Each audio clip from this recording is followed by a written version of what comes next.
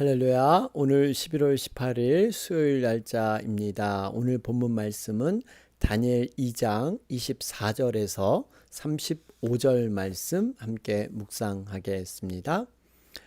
이에 다니엘은 왕이 바벨론 지혜자들을 죽이라 명령한 아리옥에게로 가서 그에게 이같이 이르되 바벨론 지혜자들을 죽이지 말고 나를 왕의 앞으로 인도하라.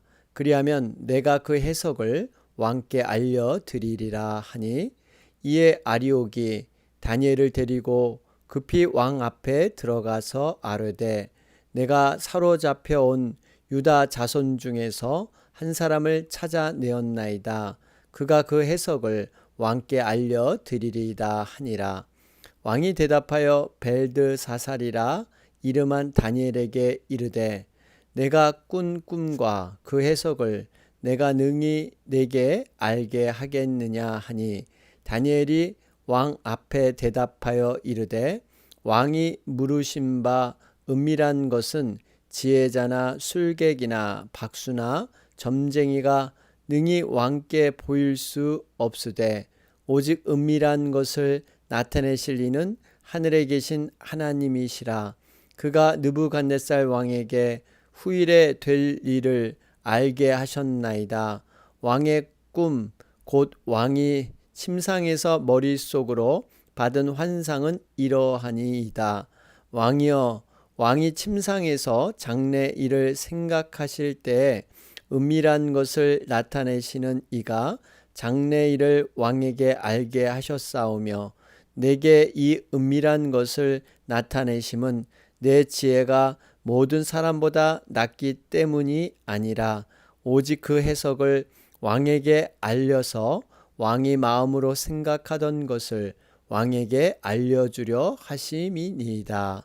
왕이여, 왕이 한 큰 신상을 보셨나이다. 그 신상이 왕이 앞에 섰는데 크고 광채가 매우 찬란하며 그 모양이 심히 두려우니 그 우상의 머리는 순금이요 가슴과 두 팔은 은이요 배와 넓적다리는 노치요 그 종아리는 쇠요 그 발은 얼마는 쇠요 얼마는 진흙이었나이다. 또 왕이 보신즉 손대지 아니한 돌이 나와서 신상의 쇠와 진흙의 발을 쳐서 부서뜨리매 그때에 쇠와 진흙과 녹과 은과 금이 다 부서져 여름 타작마당에 겨같이 되어 바람에 불려간 곳이 없었고, 우상을 친 돌은 태산을 이루어 온 세계에 가득하였나이다. 아멘. 우리 다니엘 2장 살펴보는 가운데 있습니다. 바벨론 왕 느부갓네살이 꿈을 꾸게 되죠. 첫 번째 묵시가 바로 이 큰 신상에 관련된 그러한 꿈이었습니다. 지금 어제 말씀에서 우리가 다니엘 2장 14절에서 23절 말씀이었죠. 왕이 명령을 내렸습니다. 자신의 꿈의 내용과 해석을 바로 바벨론의 지혜자들에게 명하게 되죠. 그런데 이것을 해석하지 못하면 모두 죽음을 당해야 되는 그런 급박한 상황에서 다니엘이 이를 해석하겠다 자청해서 다니엘의 세 친구에게 중보기도를 요청하게 되죠. 이로 말미암아 하나님께서 은밀한 일을 다니엘에게 응답으로 허락해 주십니다. 여러분, 이렇게 기도하는 자는 하나님의 은밀한 일을 보게 하게 하실 줄로 믿습니다. 또한 중보기도의 능력 함께 세 친구가 기도했더니 놀라운 하나님의 은혜를 체험하게 되죠. 자, 그러면서 오늘 이어지는 말씀이 이제 다니엘이 느부갓네살 왕을 향해서 이 귀한 신상의 꿈 내용을 진술하는 내용이 바로 오늘 기록되어 있습니다. 오늘 25절 말씀을 보면 아리옥이라는 사람이 이젠 급하게 왕에게 가서 아뢰입니다. 유다 포로 가운데 꿈을 해석할 사람을 찾았나이다.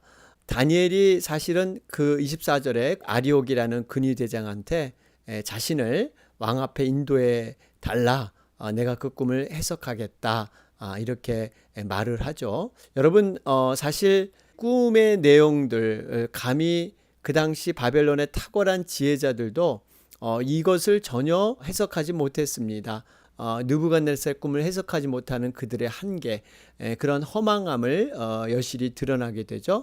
그러나 바벨론은 정말 이 모든 것을 하나님의 그러한 영적인 통찰력을 통해서 이것을 해석해내는 걸 볼 때 우리가 미래에 대한 영적인 통찰력, 이것은 하나님의 사람이 깨닫는, 하나님의 그 말씀의 계시를 통해서 깨닫는 것이다. 그러면서 이렇게 이 깨닫는 자들이 생명의 길로 인도하는 그러한 역할을 할 수 있다 하는 것을 볼 수가 있습니다. 다니엘의 참 멋진 믿음의 태도를 우리는 볼 수가 있습니다.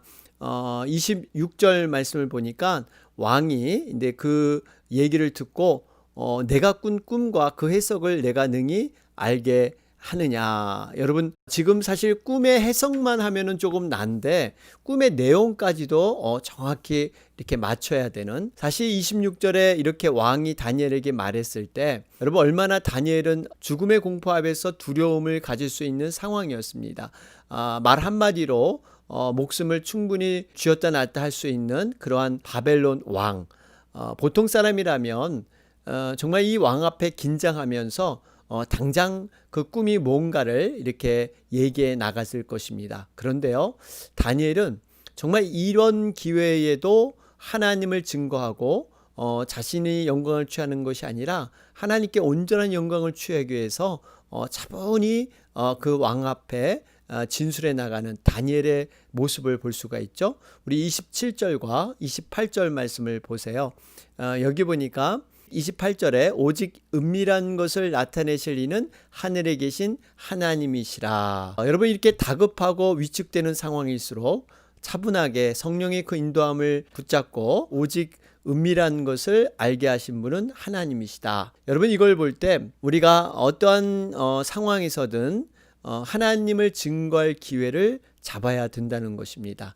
다니엘은 단순히 꿈을 해석하는 데만 목적이 있는 것이 아니라 살아계신 하나님을 증거하기 위해서 그 꿈을 해석하게 된 것이죠. 이걸 보면 우리가 하여튼 기회가 있을 때마다 정말 하나님의 이름, 하나님의 그 능력을 증거하는 삶, 여러분 이것이 곧 복음을 전하고 전도의 삶이지 않겠습니까? 자, 그러면서 우리 27절에서 이제 30절 말씀을 보면 우리 28절에 방금 말씀드렸듯이 하나님의 영광을 온전히 나타나는 것, 이것이 다니엘의 고백이고요. 또 우리 이런 모습이 30절에도 다시 한번 반복되고 있죠.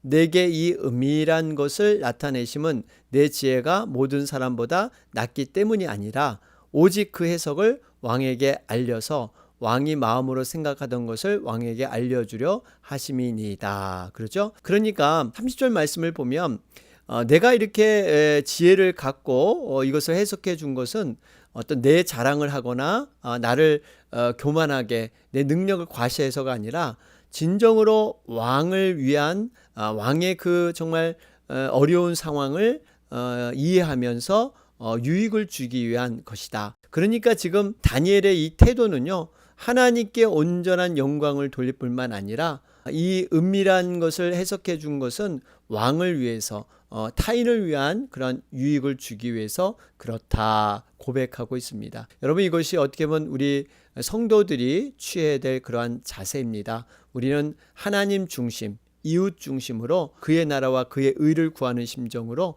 우선순위를 갖는 것. 여러분, 이것이 얼마나 하나님께서 기뻐하는 모습이겠습니까?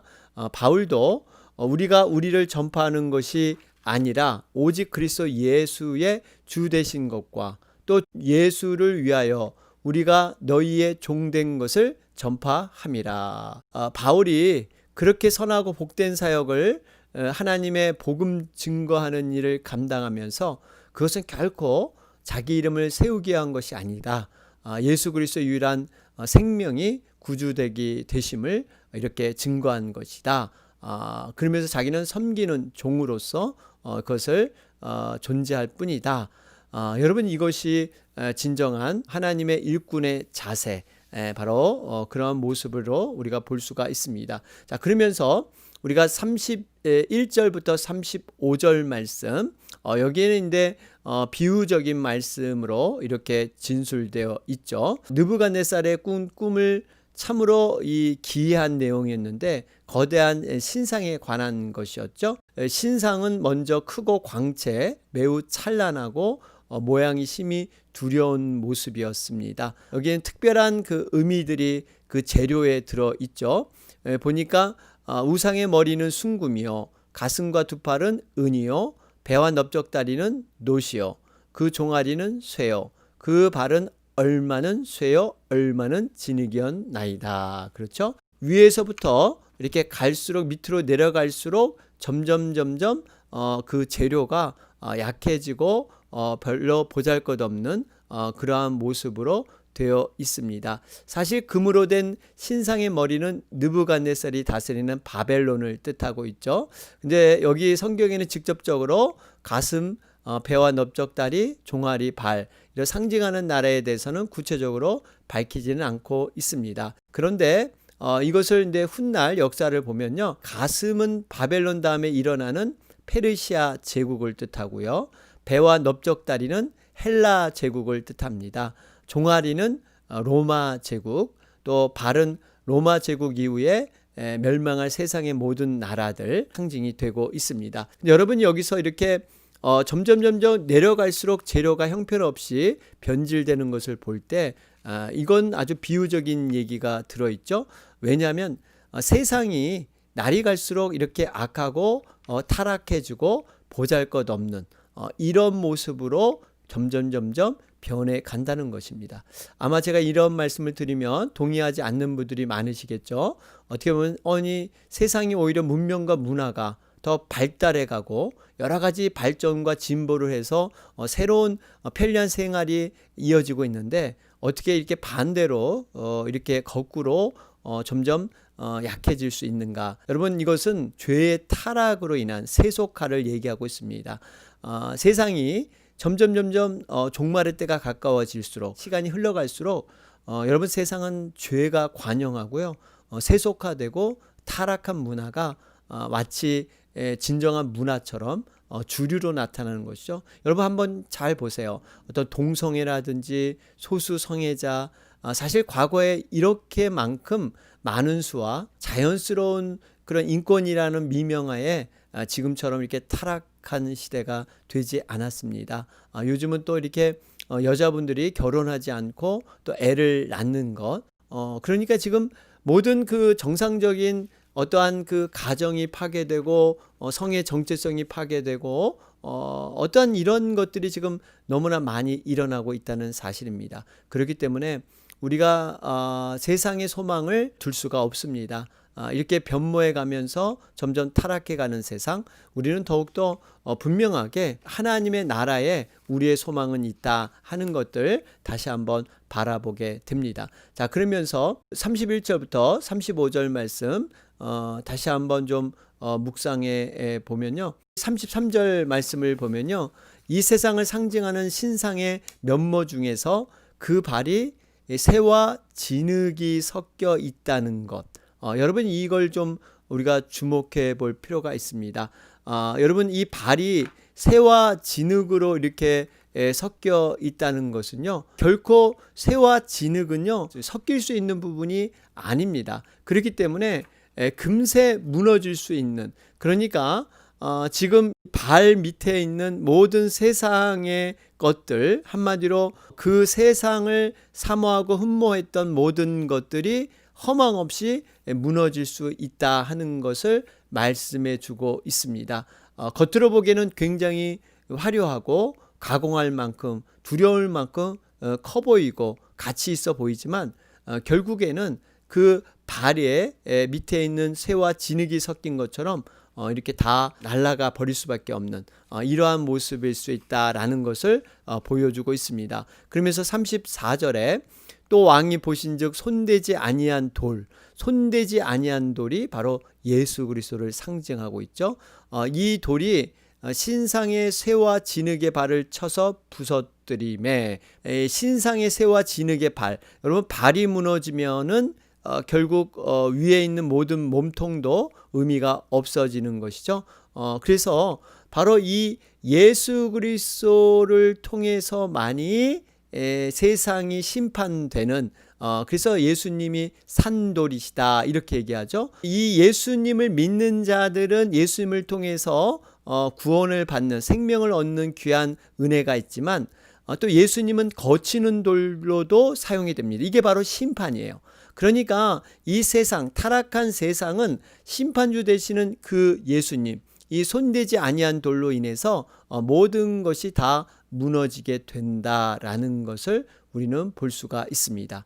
이사야 28장 16절에도 보라, 내가 한 돌을 시온에 두어 기초를 삼았노니 곧 시험한 돌이요 귀하고 견고한 기초돌이라. 그것을 믿는 이는 다급하게 되지 아니하리로다. 여러분 여기 보세요. 시온에 두시겠다, 한 돌을 두겠다, 바로 예수 그리스도를 가리킨 줄로 믿습니다. 그래서 예수님을 보배로운 산돌이다, 살리는 돌, 뭐 이런 뜻도 있고요. 그렇기 때문에 예수님이 이 모든 구원의 기준이 되고 계십니다. 그래서 우리는 예수 그리스도를 통해서만이 우리가 구원을 얻게 되고 그분만이 심판주가 되신다 하는 것을 볼 수가 있습니다. 자, 그러면 35절에 그때 새와 진흙과 녹과 은과 금이 다 부서져 여름 타작마치 겨같이 되어 바람에 불려 간 것이 없었고 우상의 친 돌은 태산을 이루어 온 세상에 가득하였나이다. 그러죠? 여기 보니까 이렇게 신상과 손대지 아니한 돌, 34절에 의하면 손대지 아니한 돌에 의해서 그 발을 맞은 신상은 먼저 발에 부러졌습니다. 이처럼 신상의 발이 쉽게 부러진 것은요, 신상의 발은 아까 말씀드렸지 쇠와 진흙으로 만들어졌기 때문에, 여러분 쇠는 굉장히 강하지만 진흙과 결코 섞일 수 없습니다. 연합될 수 없습니다. 그렇기 때문에 작은 충격에도 쉽게 무너질 수밖에 없죠. 이처럼 그 신상이 무너지는 것, 이 발이 무너지니까 전체가 무너지는 것, 결국 이 세상과 세상의 나라들은요 결코 영원하지 못하다는 것을 얘기하고 있습니다. 그러면서 이와 대조적으로 지금 등장한 이 손대지 아니한 돌, 바로 예수 그리스도, 그분을 통해서 이제 모든 세상이 대개편되게 되죠. 신상에 깨진 것들은 타작마당에 겨같이 돼서 바람에 불려간다. 얼마나 의미 없는 존재가 됩니까? 반면에 여기 우상을 친 돌은 태산을 이루어 온 세계에 가득하였나이다. 35절의 말입니다. 무엇을 의미할까요? 바로 교회를 의미하고 있습니다. 예수 그리스도를 통해서 이 땅 가운데 교회가 이렇게 태산, 정말 이 움직이지 않은 견고한 산과 같이 가득하게 될 것이다. 산은 항상 그 자리에 있죠. 그래서 히브리 사람들은 산은 영원한 것의 상징이었습니다. 결국 이 산을 보면서 하나님을 많이 연관시켰는데, 바로 이 하나님이 세우신 교회, 이 교회가 견고하게 설 것을 바라보고 있는 것이죠. 결국 세상은 멸망하고 흥망성쇠를 거듭해도요, 하나님의 교회, 하나님의 백성은 영원하고 견고히 태산처럼 세워져 갈 줄로 믿습니다. 그렇기 때문에 우리가 하나님의 역사, 그 역사는 반드시 영원하며 온전해지면서 더욱더 굳건해지는 것이다. 이 세상의 역사와는 반비례하는 그러한 모습이 있다라는 것을 우리는 깨닫게 됩니다. 자, 오늘 말씀 정리해 보면, 오직 하나님만 높이며 하늘의 비밀을 전하는 사람. 여러분, 다니엘의 참 지혜가 자신이 이렇게 꿈을 해석할 수 있는 기도 응답을 통해서 자신을 내세울 수 있고 자신의 능력을 과시할 수 있었지만, 늘 겸손하게, 그리고 그 꿈을 알게 해주신 하나님의 영광을 온전히 나타내고 뿐만 아니라 궁휼한 마음으로 바벨론 왕 느부갓네살의 그 어려움을 이렇게 해소해 주는 것, 그러면서 정말 이 역사의 계시가 하나하나가 얼마나 그 강한 나라들 잠시 왔다가 다 무너져 버리는 존재로 그들은 끝나지만, 여기 손대지 못한 돌, 이러한 우상을 친 돌, 바로 예수 그리스도를 통한 하나님의 나라는 태산을 이루어 온 세계에 가득하다. 바로 그것이 교회를 통해서 완성된다 하는 것을 볼 수가 있습니다. 여러분 오늘 다시 한번 다니엘의 그 믿음과 정말 끝까지 성령님을 붙들고 끝까지 행했던 그 믿음을 보면서 우리가 다시 한번 도전받고 어떻게 이 땅 가운데 살아가야 될 것인가 여러분 적용해 보시기 바랍니다. 오늘 수요일 날짜입니다. 이 땅의 모든 교회들을 위해서 또 우리 선교사님, 선교지를 위해서 함께 기도해 주시기 바랍니다. 또 코로나 사태 백신이 나왔다고 하는데요. 빨리 좀 보급이 되고 여러 가지가 이제 정상 생활로 올 수 있도록 정말 하나님께서 간섭하여 주셔서 하루속히 모든 것 정상적으로 회복을 위해서 간절히 기도해 주시기 바랍니다. 다 같이 기도드리겠습니다.